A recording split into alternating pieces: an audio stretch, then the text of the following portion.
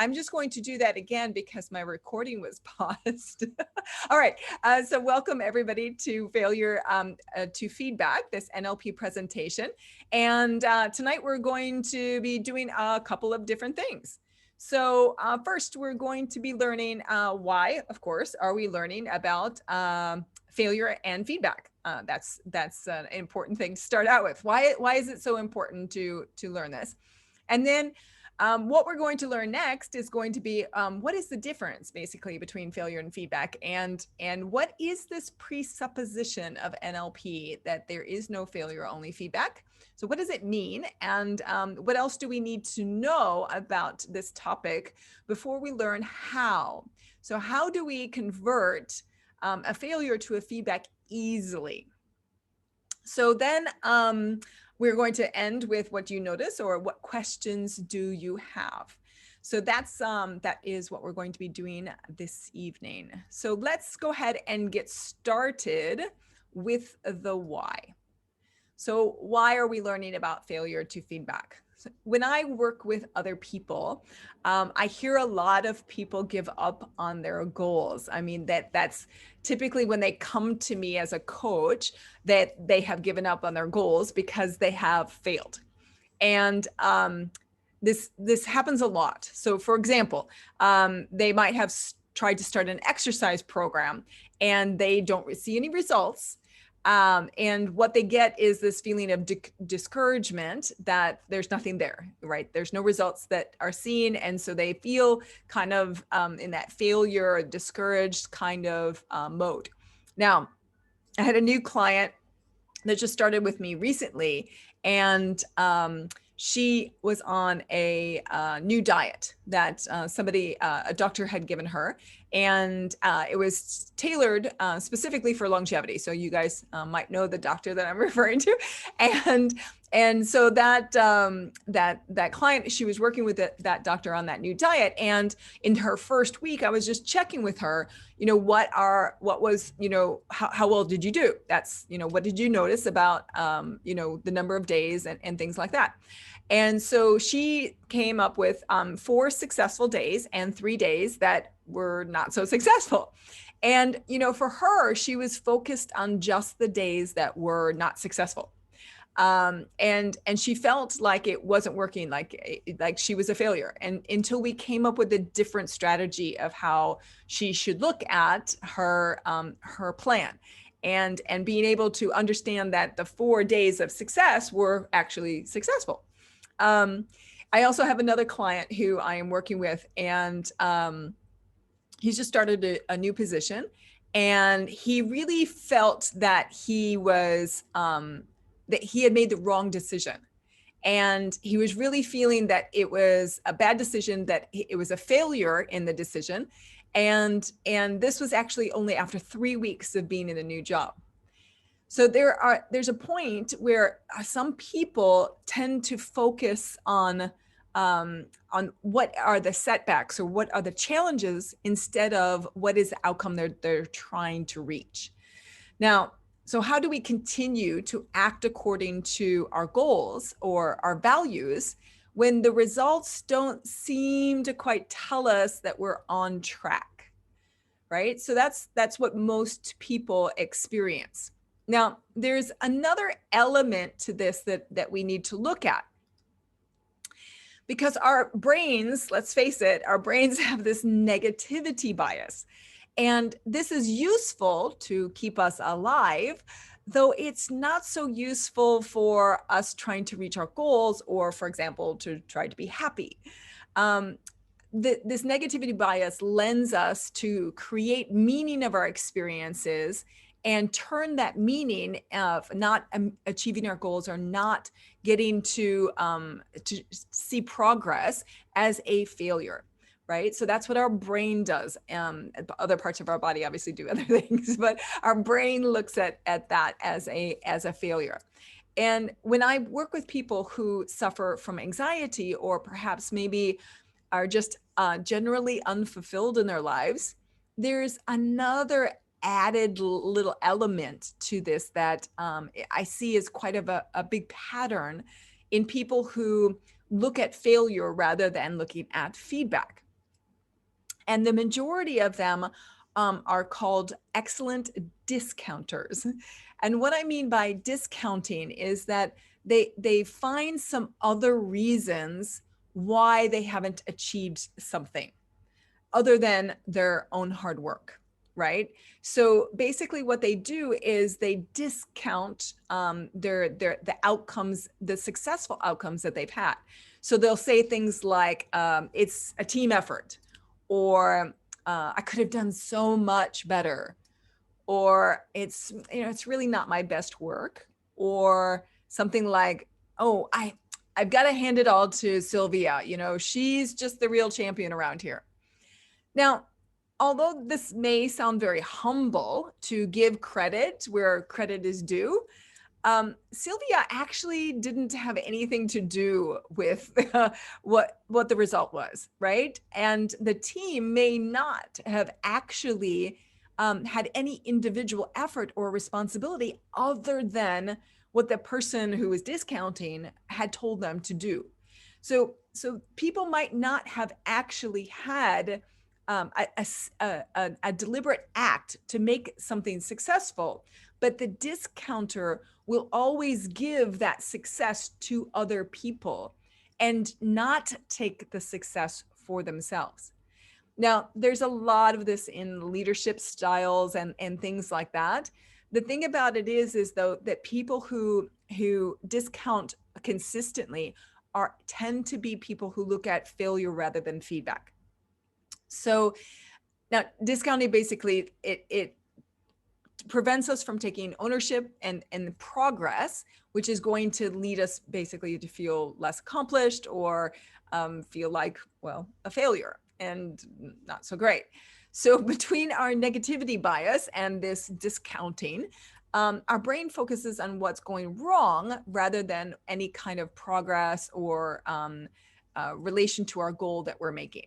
So let's look at this also from another aspect, right? So which is the what of NLP. So I've kind of mentioned it already once. So let's look at this is this concept in NLP called there is no failure, only feedback. So it's a presupposition, i.e. we presuppose it to be true. But what does it mean really? It means that we assess what is going on in our world. Instead of judging it, the situation as a failure, we're assigning a different meaning, and that meaning is feedback. So at its heart, there's no failure, only feedback is a reframe. So, and what I mean by a reframe, specifically, it's a content reframe. And what I mean by that is that we're changing the meaning of this situation by changing how we're reacting to it. So we're changing the meaning of the situation by changing how we react to it. And so another example of a content reframe is, you're on your way to work and you're in the bus, and the bus breaks down on your way. And so a content reframe would be you deciding to choose a different meaning to that other than something bad or something negative or something as a failure, that you choose to create a meaning for yourself, such as something like, it's a great day to get those 10,000 steps in early, right? So in any situation, we have a choice of how we respond and what meaning that we assign to that given situation. So we can assign the meaning of failure, and we can also assign the meaning of feedback. So some of us respond by looking at situations as that failure, and others of us respond to giving situations as it's gathering information. We're gathering information of what the situation is about. It is feedback. So let's look at this one step closer with regards to another concept in NLP. So this concept is going to be about strategies. So as we look at strategies are the how we do what we do. So we start with the understanding of that where we are now is not where we want to be. And if our present state was equal to our desired state, then there's no need for us to change anything. There's no need for us to act or have a strategy in the first place. So this is a circumstance where our present state is not equal to our desired state. So there is a gap in between. So we must be able to do something. We need to be able to take action. And so when we take action, we do something that is going to get our present state closer to our desired state. And it's in this action step where this concept of there is no failure, only feedback, this presupposition comes to life. Because when you look at this, you need to be able to take action to get your present state closer to your desired state. And you need to assess, is it working or is it not? Now, if it didn't work, then that is feedback that the steps that you're taking are not getting you any closer, and that you need to choose a different style of action step. Now, if you do get your present state closer to your desired state by taking a certain action, then that is also feedback. This time it's going to be feedback to continue to doing what you're doing or do more of it. So ultimately, our goal is to get our present state to equal our desired state. Okay, so that is our concept of what we're looking at when we look at NLP and our understanding of this presupposition failure to feedback. Now, why can some people do this reframing of stuff better than others? What causes some people to be able to reframe the challenges, the setbacks, the bad days, the completely getting it wrong into feedback rather than failure? So what makes somebody be able to do that? What makes somebody be able to continue to try while others give up? So it all has to do with our mental strategies. And we're going to put these mental strategies into a category, and we're going to call that category grit. Grit. Okay, so let's first look at what is grit. So what do I mean by that? So grit, this is the definition I'm going to be working with. So grit is carrying on, pushing through, sometimes only in tiny little increments, no matter how difficult or miserable the challenge may be. Okay, so it's carrying on or pushing through, sometimes only in small increments, no matter how difficult or miserable the challenge may be. So in a crisis, a bad diagnosis, a layoff, death in the family, COVID, as well as everyday frustrations, aggravations, disruptions, disappointments. The grit has everything to do with all of this. Are you carrying on and pushing through in tiny increments, or do you just give up? Now, you may be thinking that grit is perseverance, though perseverance is only one element of grit. And we're going to learn about it, but there's actually 4 attributes of grit that I want to talk about, perseverance only being one of them. The first one, though, we're going to start with is not perseverance. The first one we're going to start with is courage. Courage.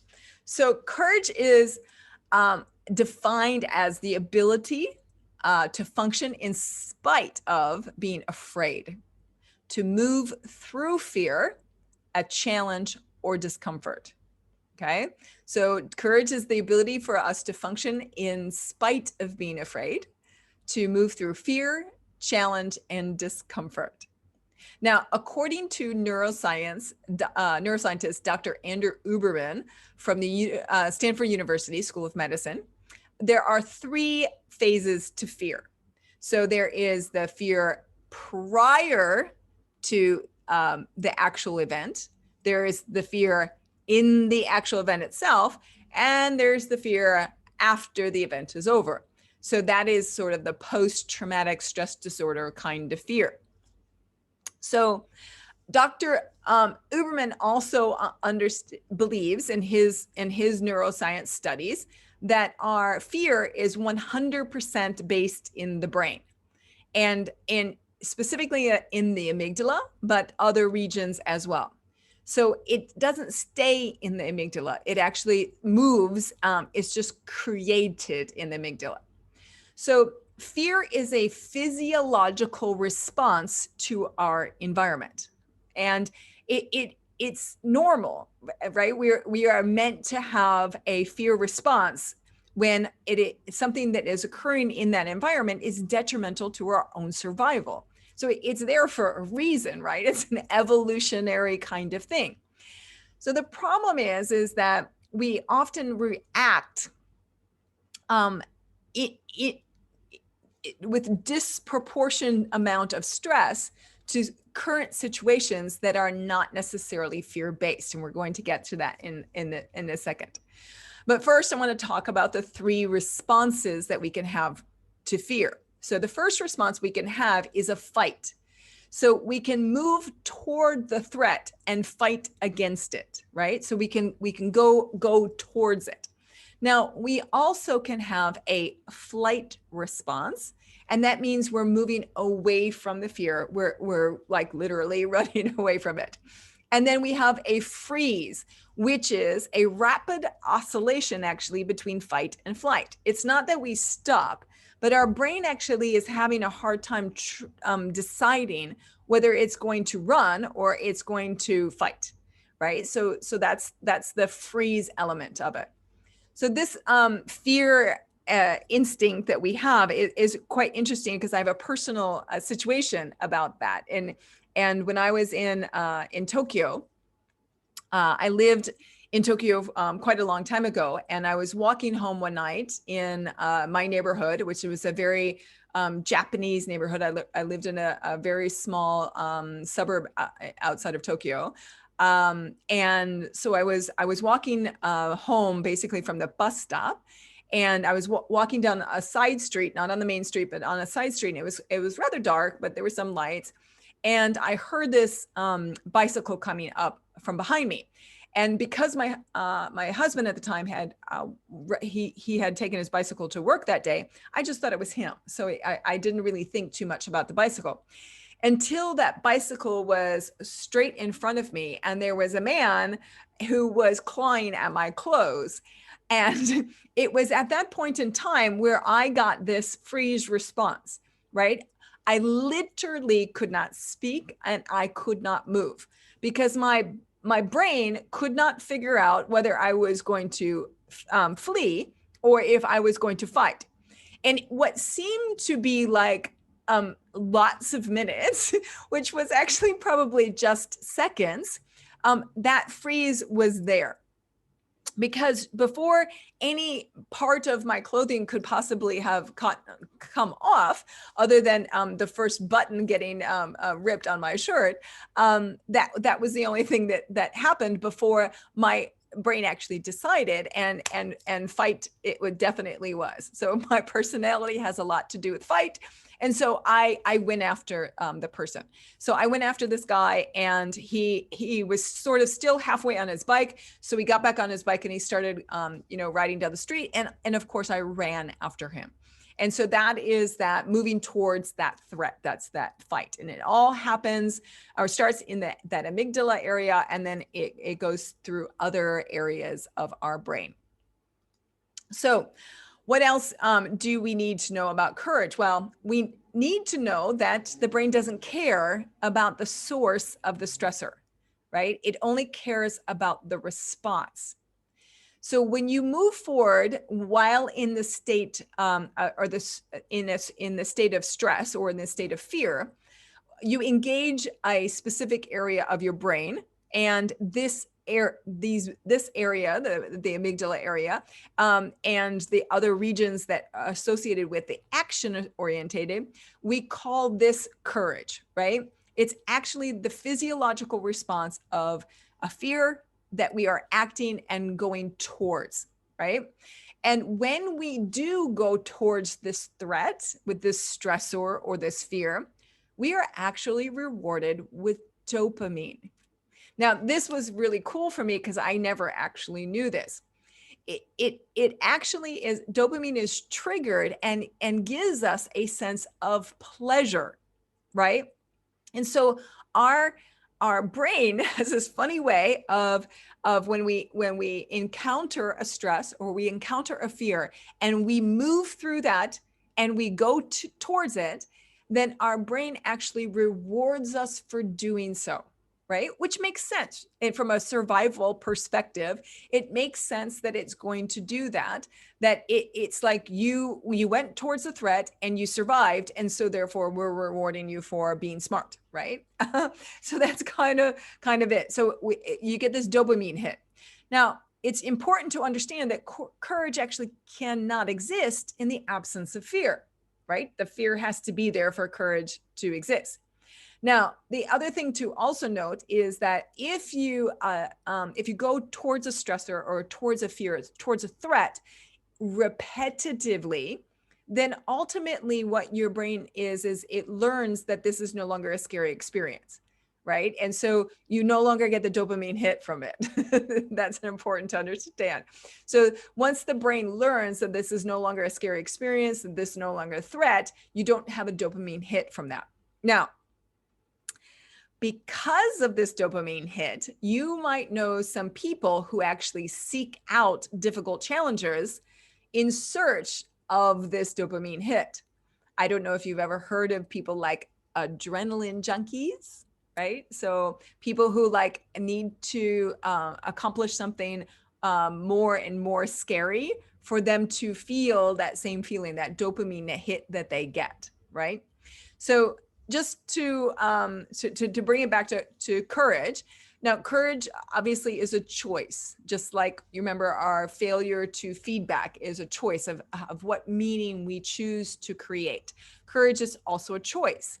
So we have a choice of whether to fight. We have a choice of whether to flee. And unfortunately, we don't have a choice to freeze. Your brain does that all by itself. So now, another thing that to really be kind of curious about is the fact that we all have a set point. So biologically speaking, we have a set point in our autonomic nervous system of where the level has to be at before our sympathetic nervous system kicks in. So that sympathetic nervous system is like the fight, response, right? That fight or flee response. Our sympathetic nervous system is that kick-in response. And when it kicks in, it's going to produce that cortisol reaction, that adrenaline reaction that we get, right? So we all have a set point of where that's going to kick in. It's all going to be different for each one of us. Now, of course, our courage does not get activated until our limit of that has been exceeded, until we go over that set point, right? When our sympathetic nervous system gets activated.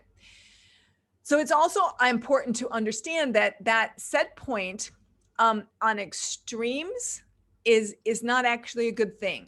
So if your set point is a hyperactive amygdala, which basically means that you stress over insignificant things. So your set point is actually quite low. That means your sympathetic nervous system gets activated quite quickly under insignificant little stresses. So that's not good. Now, the other hand, it's not good to have the opposite either, which is called hypoactive amygdala. So hypoactive, you don't see the urgency of getting out of bed. There's nothing that really scares you or there's no big challenge to anything. So there's no real point. And so that's also not good. So the important thing here for everybody to do and understand is courage is developed by doing things that scare you. So small ones, with practice over time, your courage becomes stronger. So if we had some people who wanted to, they could give us an example of something that they are scared of doing, that they're willing to start using their courage about, and start getting more practice of taking little tiny increments towards overcoming that fear and going towards it and using that courage. So does anybody have something that they would like to share? So maybe I'll go first. So if I think about things that I would like to overcome from a fear perspective, is that the first thing that popped into my mind was skiing.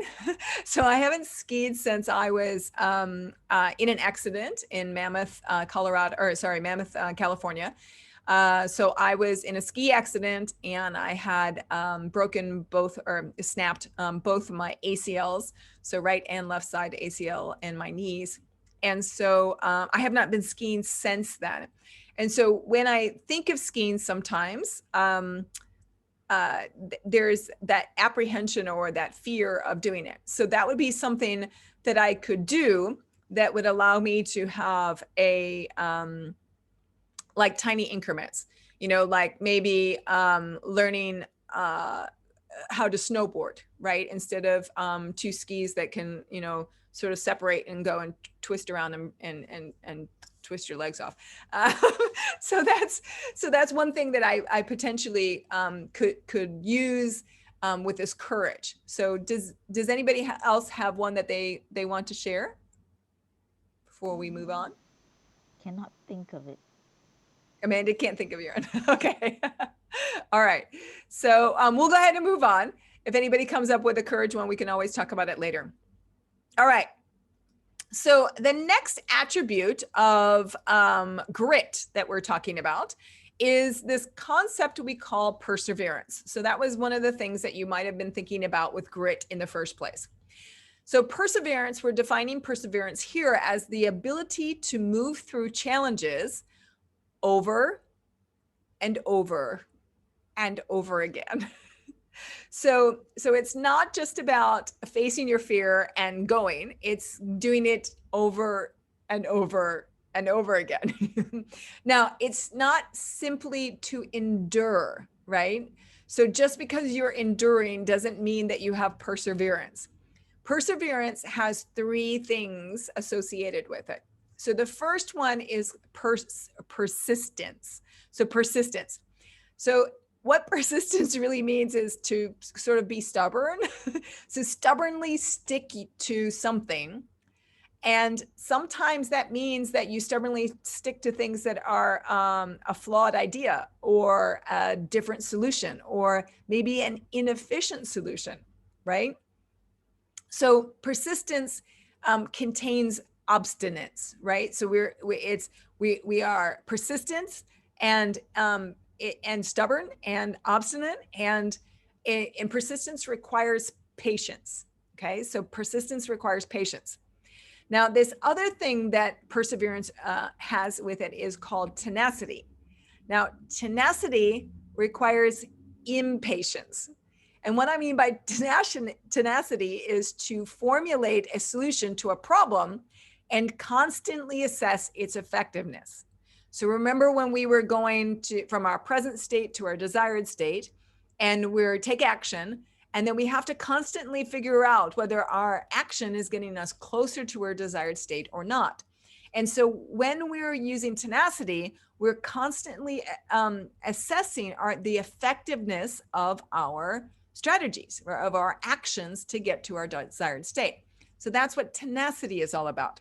Now, let me give you a couple of examples, right? So a stone cutter has to have persistence. So they have to hit the same spot on a stone over and over and over again until the stone splits open, right? It requires patience. Same spot, bang, bang, bang, bang, bang, bang, bang, bang, bang, right? Over and over and over and over and over again. That's persistence. Or sorry, that's persistence. Now, a mechanic, on the other hand, requires tenacity. So you bring your car into a mechanic and the mechanic hears that thing in the engine, and they say, okay, that's an unusual sound. And so they check the engine, and then they're checking the belts, and then they're checking the plugs, and then they're checking the fuel pump.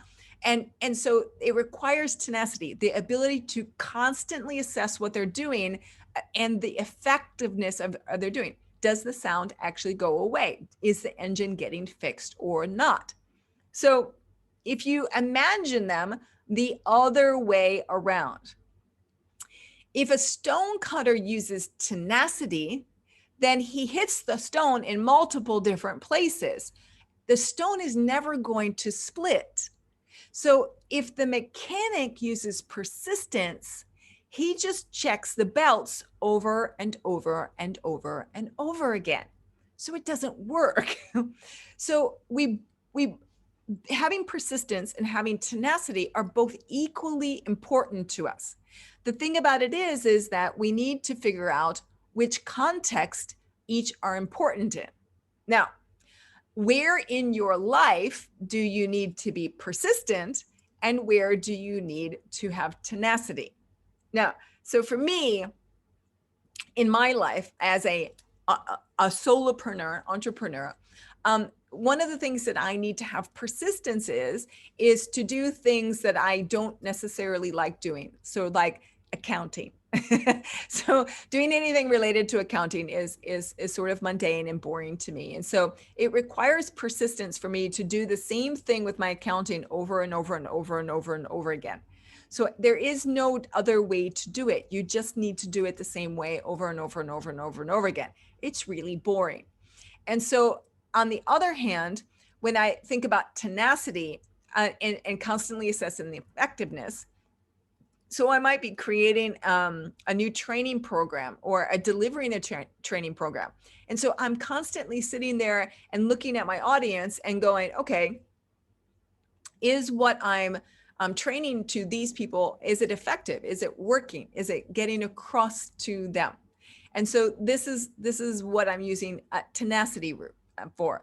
I'm impatient as far as, am I solving the problem that I want? Are these people actually getting trained? So that's my example. Now, does anybody else have an example of where they use persistence versus where they use tenacity? Anyone else have an example about that? They want to share? Anyone? Cool. All right. Well, if you have one to share, please let me know, and I'll be more than happy to bring it up for discussion. All right. So perseverance, balance between persistence and tenacity. So we have to balance those things. We have to know which one to use when. Now, perseverance also has that third component I was talking to you about, which is called fortitude. So fortitude is the mental toughness, mental and emotional strength that allows you to persevere. So that fortitude is your fuel. It is what allows you to endure and power through and conquer something. That's what fortitude is about. The thing about fortitude is that it requires you to have a goal, a desired state, someplace you're going. We call it on fortitude because we want something, right? We're putting that fuel into our system because we want to get somewhere. So some things to think about are you persistent or are you just stubborn? And are you tenacious or are you just impatient? That's an important difference there. Persistent or stubborn, tenacious or impatient. Huge differences, okay? So the other question that I'd like to ask is, do you choose tough goals that require mental toughness?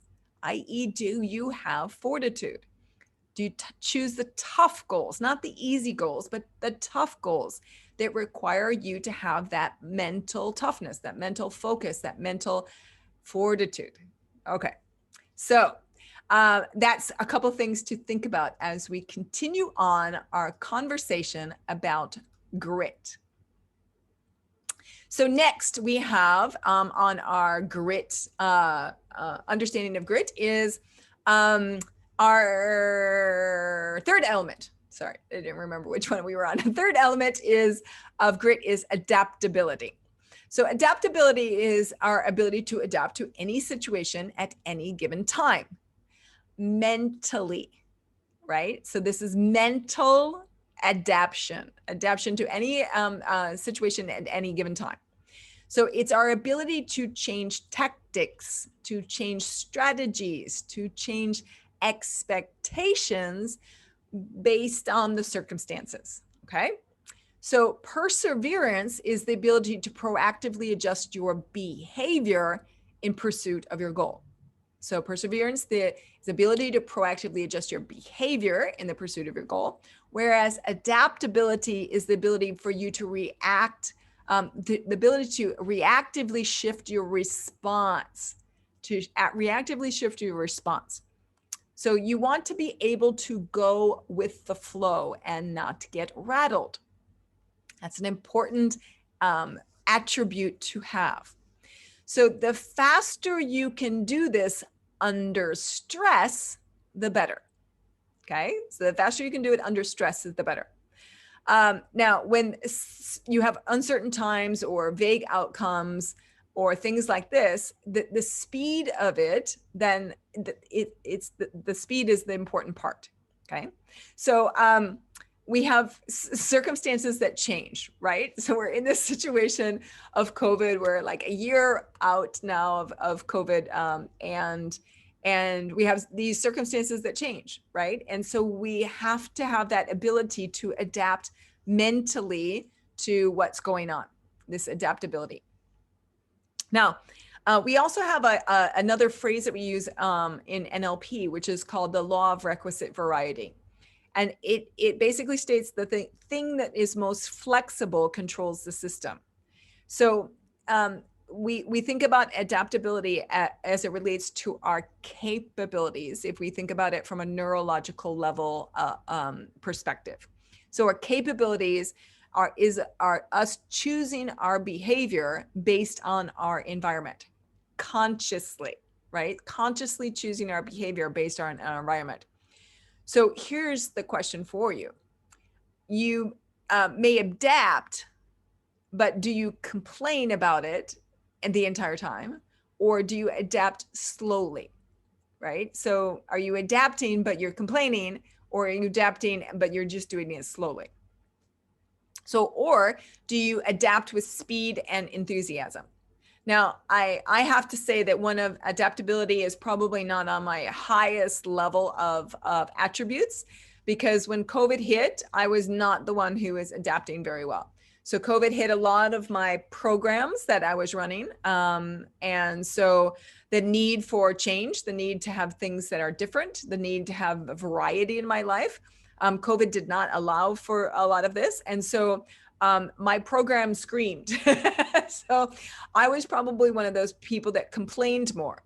Now, the thing about it is, though, is I did use my perseverance, right? The ability to proactively adjust my behavior in pursuit of my goals. So I did have that ability to do that. But probably my adaptability, my mental state during this past year has been one that hasn't been the greatest as far as mental adaptability.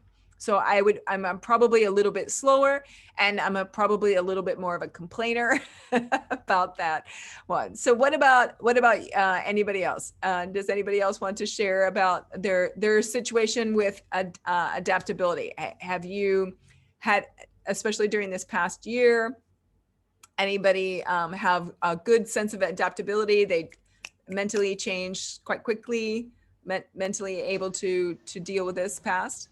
Yes, Amanda. No, I found that uh, I was slow, Yep. so such that after 1 year of not exercising, and my hips went out. Yeah. My hip went out, my leg went out, and it was constant. It resulted in 2 whole months of constant pain. Oh, So pain preoccupied my thoughts. So right. no adaptability for last year. Yeah. Showed it Okay. bad. Yeah, well, but that's, I mean, you're being honest, right? And it's hard sometimes for people as far as that adaptability mindset goes. So we know now what we want to be able to do. We want to be able to go out and adapt to situations and do so faster and work on our ability to respond to things mentally faster and with more enthusiasm or at least a more positive mental outlook. All right, let's look at our fourth and final attribute of, whoops, wrong slide. Fourth and final attribute of, whoops, yeah, I got, we did that one already. Okay, the fourth and final attribute of grit, which is resilience. So our ability to return to our baseline state no matter what happens to us. So resilience, our ability to return to our baseline state no matter what happens to us. So resilience is not about durability, right? It's not how much pain you can endure. It's not about how your high capacity for human suffering. That's not resilience. That's not what we're talking about. But resilient people basically bounce back faster to their baseline than other people. They do it faster and they do it easier. And so what do I mean by this? If we all, you remember when we were talking before about having a baseline of where our sympathetic nervous system gets activated when we're in fear to courage. Well, we have a baseline also for resilience, right? So our baseline for resilience, if we have a low baseline, then basically we might actually find that our overall resilience is going to be dropping. So from our baseline, if our resiliency is quite low, then our baseline, we might just be going down on our resiliency level. And if we, on the other hand, if we have a high baseline and we're working on a high baseline and we have high resilience, then we might have a resilience that's actually gaining. Even if we started at a lower level, if we have high resilience, our baseline actually might be going up. And so that's really important to understand, because it's important to return to your baseline, irrespective of whether you're going through a low or high in your life. Okay, so what do I mean by this? So lows are super obvious, right? You have bad situations and it's just about picking yourself back up after a challenging situation and resetting yourself to your baseline resilient state. But what about the highs? Like, what about an amazing achievement? Or what about what's so great about returning to a baseline after something that really was amazing that happened to you? Or why can't you stay on that high? Why shouldn't you stay on that high? Well, staying on the high can actually give you what I refer to as arrival syndrome. And what I mean by that is you get to a certain level and you've achieved a certain status or a certain goal in your life, and you think you've arrived. So you stop trying, right? And you stop trying to achieve goals because you're kind of already at the peak of what you think you can achieve. Now, what happens is that people can get sort of an overinflated view of themselves at this point, right? They may become lazy, they may become arrogant. So if they don't return to their baseline, they stay at this sort of synthetic inflation of their resilience, of their status of themselves, and that's not a great place to be either. So we always want to come back to our baseline. So it gives us a lot more things to be striving for in our lives. If our resilience level is going up, right, that means we can take on more challenges.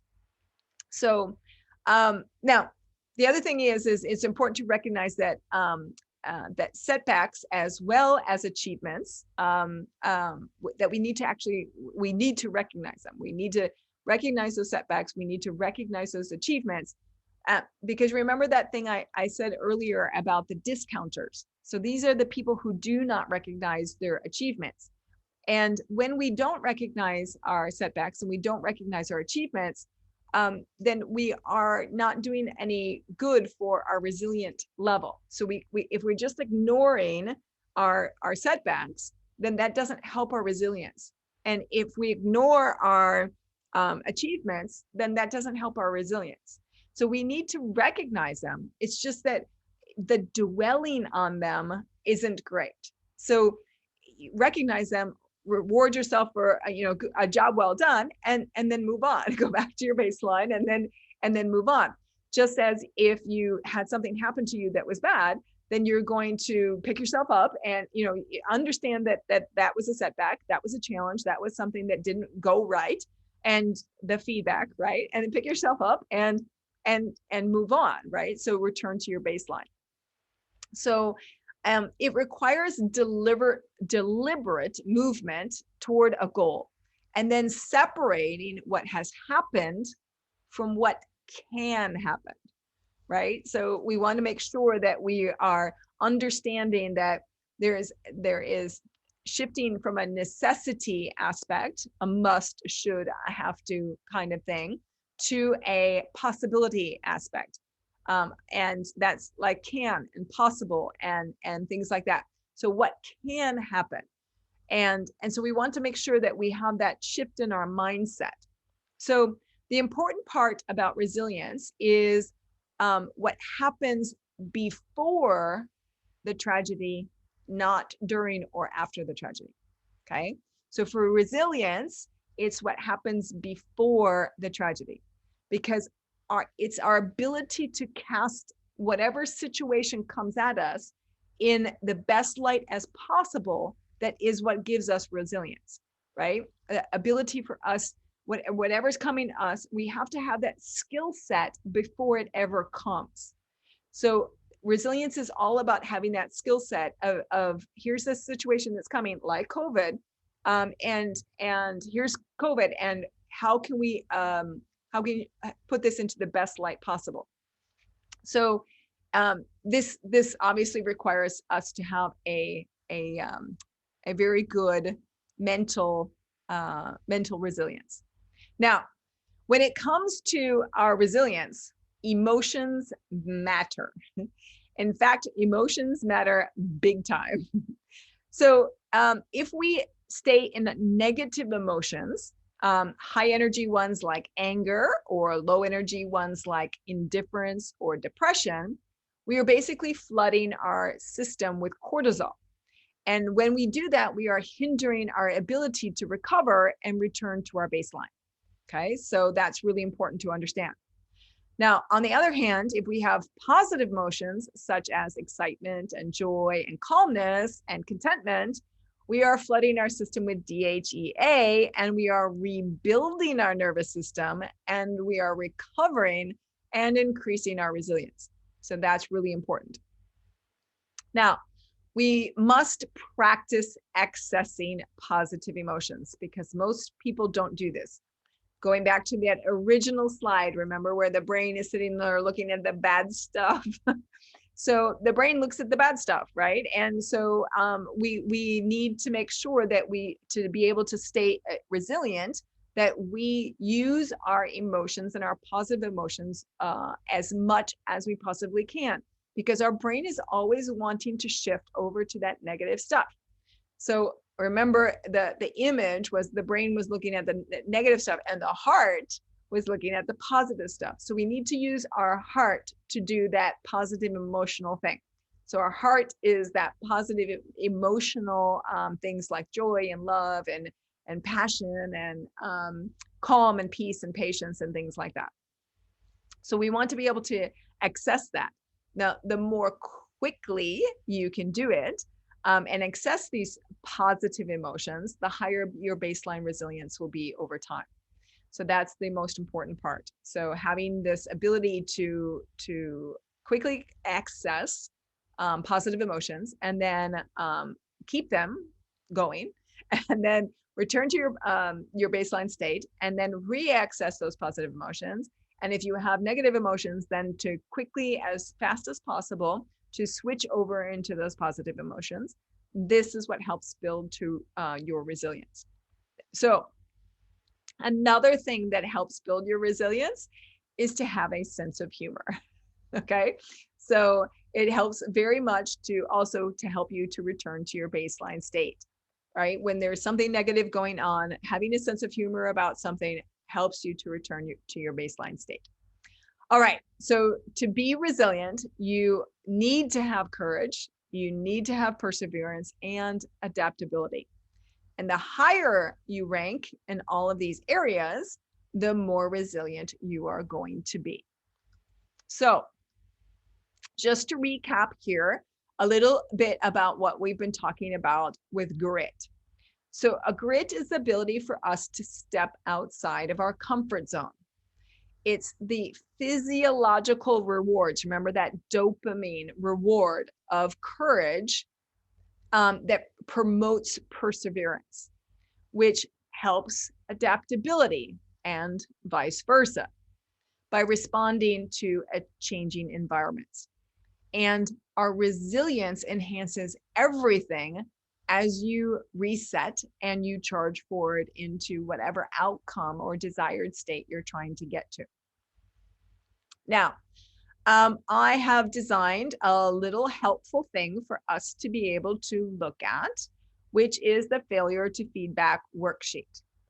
So this is how you do it. So I've designed this little worksheet so that you can work offline and to design your own system, basically to create that shift in mindset for yourself, to reframe your failure experiences into feedback instead. So this is a very clever way of practicing reframe. So it's a 2-page worksheet, and I'm going to email it out to everybody so that everybody has a copy of it. And then we are going to, if anybody has any questions about it or anything, you can just always email me back or WhatsApp me on my phone. So this is a really great point in time for us also to go to our next thing, which is going to be, well, actually, no, I'll take questions now. And if there's any questions, we'll take questions now.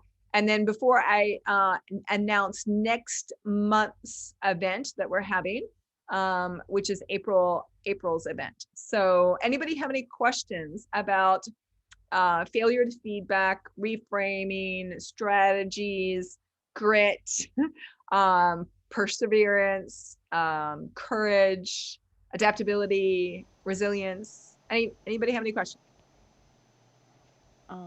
I don't have questions, but I'd like to just applaud you for putting it so nicely in relation and highlighting what is this, what's not, yeah, and what we should do. Thank you. Excellent.